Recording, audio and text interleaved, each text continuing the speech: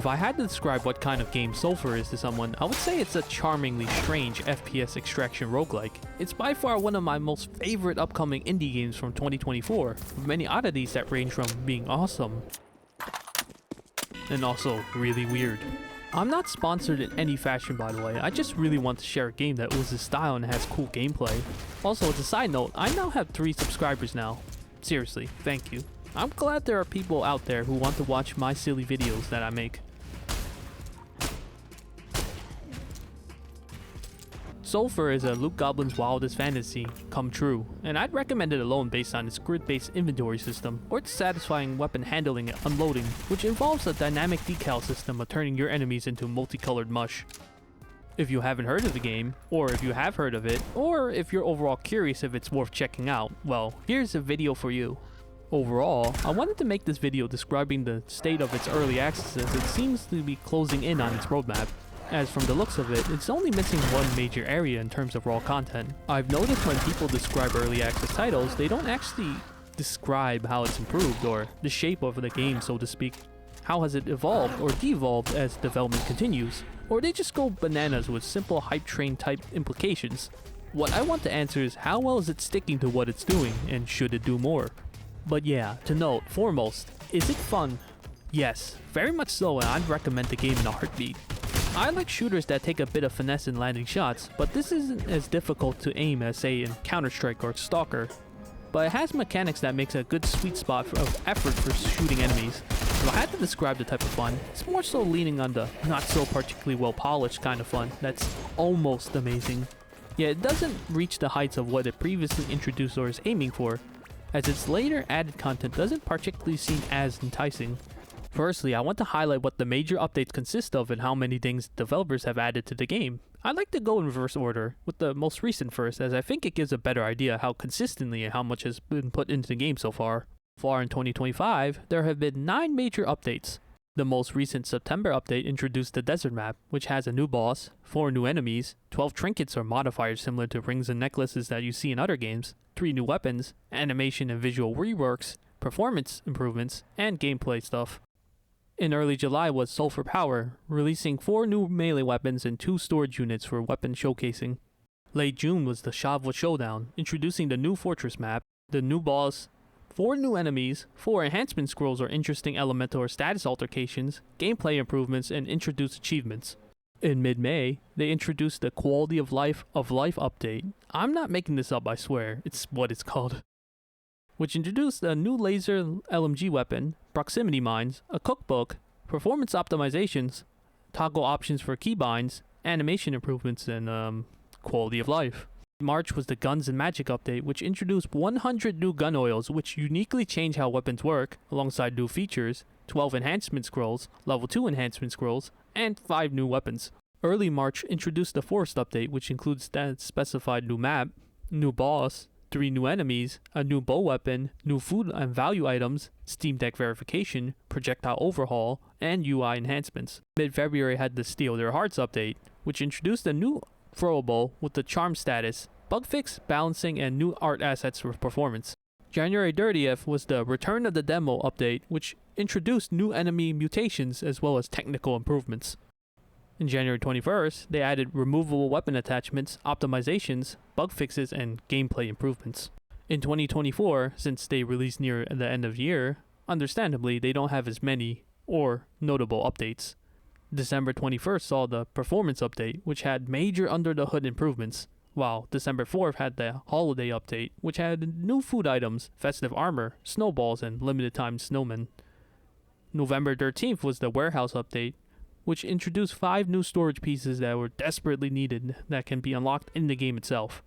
And October 28th of 2024 was Early Access release date. That's 12 major updates in under a year. That's an extra 14 weapons, 3 new areas, 3 bosses, 11 new enemies, 7 storage units, 12 new trinkets, 16 new enchantments, the 100 gun oils, many upon many optimization improvements, and lots of quality of life introductions.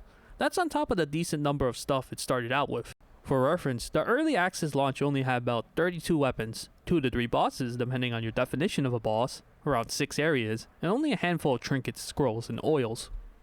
All of these things, especially new weapons, have to interact with all those oils, firearm attachments, and some of the trinkets, and have to be balanced, which I imagine introducing even a single weapon takes a decent amount of planning to ensure it fits into the game. It's quite a lot of stuff, I'd say, and so many things added in such a short period of time at that. Hopefully they'll continue to add more stuff after the official 1.0 release of the game. Right, so my major issue is with how later maps or newer content is designed relative to the older ones. That is early access starting maps, as it implies a direction or focus that draws away from what makes the game unique. The problem is that even from a gut reaction, I much prefer the game's early access starting ones than the ones added in, as they lack visual flair, enemy variety, and overall design cohesiveness. What is distinctively present is that the game is lacking in the roguelike department.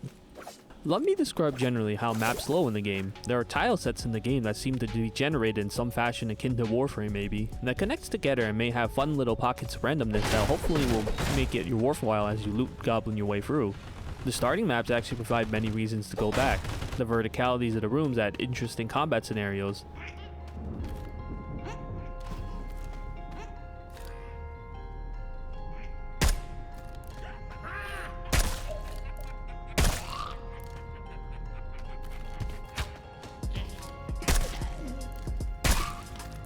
The caves in particular have walls that you can blow up for loot, and there's a good variety of enemies and how many there are. What makes it all fit together, I think, is that the early maps themselves can house all these things intuitively, as they mainly take place in smartly designed corridors essentially. If you find a room, naturally, then you can find something in it that can be easily swapped or altered with something else, be it enemies or different forms of loot. When I play the new maps, however, that being the forest, fortress, and now the newest desert map, the problem is that actually, the maps are too large and too open with too little variation. Also note the naming scheme distinction between the starting areas. Caves, town, sewer, maze, castle. All these things imply, at least to me, a holistic type of design that's smaller in scope. In comparison, the later stages, forest, fortress, and desert sound much more expansive. Unfortunately, it's more or less the same for level design, while being longer, which isn't great. Overall, it appears with how RNG or roguelike elements work, you can naturally pick out the less variable overused tile sets as you're progressing through a level. So it's very possible to get a bit lost too, as there aren't enough breaks or markers, so to speak, to determine if you're on the right path or not. Or you may think that you were on the right one previously. The choices of how and what to place as roguelike elements is similar to the previous close-off style maps, yet that doesn't work when adapted towards an open design. Note how in early maps, especially in the caves, there's a lot of use of verticality to make fighting, parkour, and traversal interesting to break up your expectations.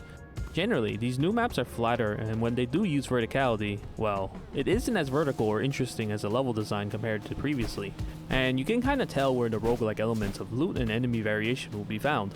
I haven't seen as many RNG elements in multiple runs, as I've only encountered a spooky ghost zone with too many ghosts only once when I initially tried the forest map way back then. I can't recall faction wars, but I did notice a chicken spawn on the desert map. Regardless, the run-throughs don't feel special per run, which is problematic. It appears that merchants exclusive to the area, such as the mushroom person, fish lady, and whoever this guy is, are more likely to be rolled compared to the other vendors. That makes it feel a bit too exclusive in my opinion, especially if you're going for repeat run-throughs. Another tiny yet absolutely impactful element is that newer maps don't have falling hazard spaces, which do help break up the map for the gameplay's sake and make you interact with the level design more. Interestingly, only the caves and dungeons feature them, 2 of the 9 maps or so available at the moment. Also, the fortress map features a sub-zone, but it's kinda bland for all the reasons I specified earlier and will continue to do so. Secondly, I have to note that the enemy variety isn't all that great for later stages either, as it gets a bit stale rather quickly, though I'd say the newest desert map is a good balance of difficulty to enemy numbers. But let me explain. If you look at the starting area, the caves, you got your classic goblins and archers, and you got these foul children and civilian goblins. Sometimes you'll be graced by spooky ghosts, skeletons, and then later you will have the rarer magician goblins.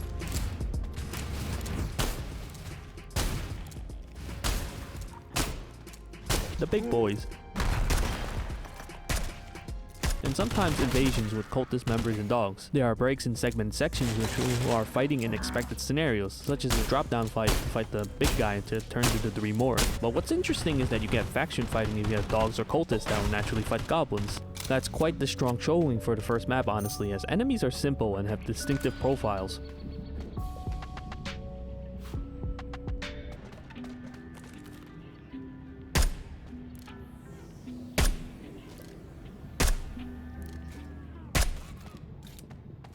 That doesn't keep up as you're progressing through the different levels, although there is more than meets the eye, as there's this enemy I've never seen before as I was checking out the SULFUR wiki. I freaking love when indie games do this kind of stuff. For the town, sewer, dungeon, and castle maps, there's a similar variation of finding different and unique enemies that don't belong, so to speak. And the level designs themselves make exploring the map feel good, as you're expecting new and different things. You see different vendors, some of which are exclusive to the area, items that are more likely to be dropped compared to earlier maps as you keep progressing, enemies that require different tactics and using different weapons, oils, and scrolls, which leads to a seriously impressive gameplay loop of pretty good bosses. I even like the maze section, which some people aren't particularly fond of. Compounding the issue of lessening enemies, there are also far less enemy archetypes present and less faction fighting, as newer enemies are way stronger anyway. If we take the forest level for instance, if you bar the corrupted goblins repeated from the sewers, you have the jumping crows, actual crows, and the big red guy. That's about it. All three are variants of basic enemies that melee you with some differences, but they aren't exactly interesting.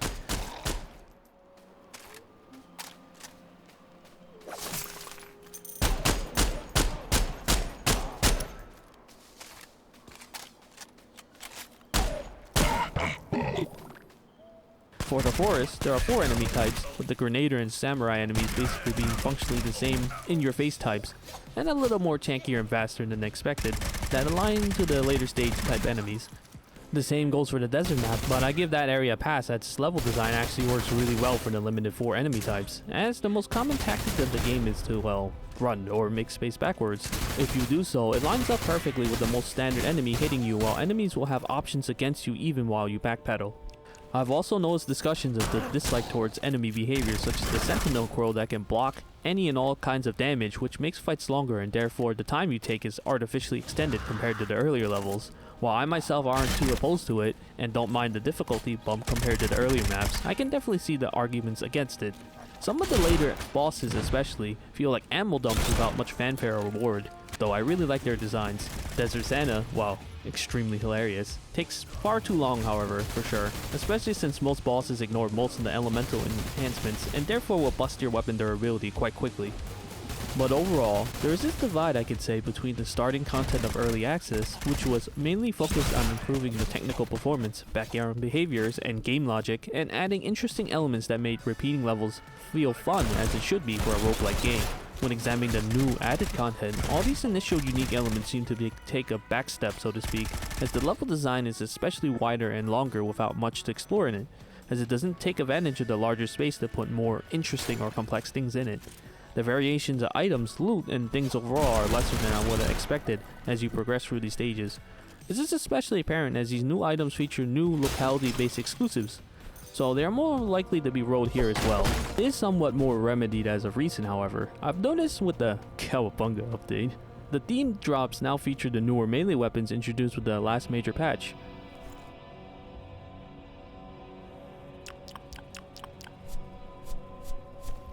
While the new trials have different goals that give speedy access to the new trinkets. Still, these are rather conventional ways in which the game has introduced roguelike elements to the game.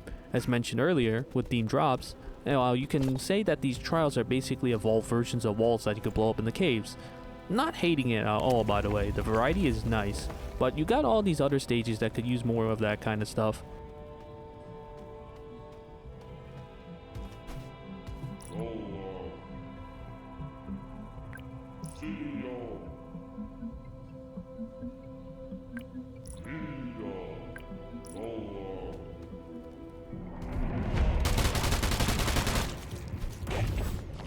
Finally, I want to mention the game's economic system and money as well. It's not particularly useful as you have too much money and loot that you'll hardly have anything to spend on it other than upkeeping your ammo supply. Hopefully, they'll create more good reasons to spend your ever-growing pile of money. New armor and balancing existing armors hasn't been introduced since early access as well that could solve these issues with armor upgrades. I want the game to make unique detours that make each run more unique, and hopefully this is just a case of laying the groundwork first, so to speak, to later improve and evolve. I would absolutely love things like alternative paths that promote more and better rewards to a road less taken, and also allow in and of itself for more of the story and lore to shine. Perhaps side stories as you engage through runs that you can progress as you're progressing through levels. Something like the heat modifiers in Hades. Behavior-based changes may be like how in Metal Gear Solid 5, later enemies will react to player habits like headshots with equipping helmets. gas masses and the like if you're using poison enhancements. Or maybe more varied ammo types and ballistics given to how similar 5.56 and 7.62 are in gameplay, while 9mm and laser ammo might as well be the same functionally. How about more interesting gun attachments too, as the auto fire mod and single shot are the only interesting gameplay changing attachments currently in the game at the moment.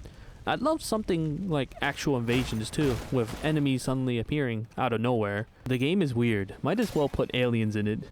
Sky's the limit really for introducing fun and new things that they haven't done before, as currently it's simply more of the same. That's really fine and all, but I'm hoping that it can go beyond what it implies, as I would rate the experience around a 7.5 to 8 out of 10 if I were to be more objective. Especially if the same continues for the last area update. It has a good base, but it can be better. Again, hopefully this is just the overall layout to fill in, as I think a rework patch or something is required for after the last area of the game to fine tune the mechanics, or to add elements to areas that are a bit lacking. For a game that is interesting enough to stand out with its quirky humor, varied music, and odd characters, its areas and roguelike design doesn't really reflect or synergize as well with the rest of the game. Aside from my chief criticisms, I'd say it's missing that little something overall that doesn't make it an amazing experience. Yet, I'd still say it's well worth a buy if you want a cool extraction FPS, as I personally cannot wait for 1.0. It's coming to consoles too, so pretty cool.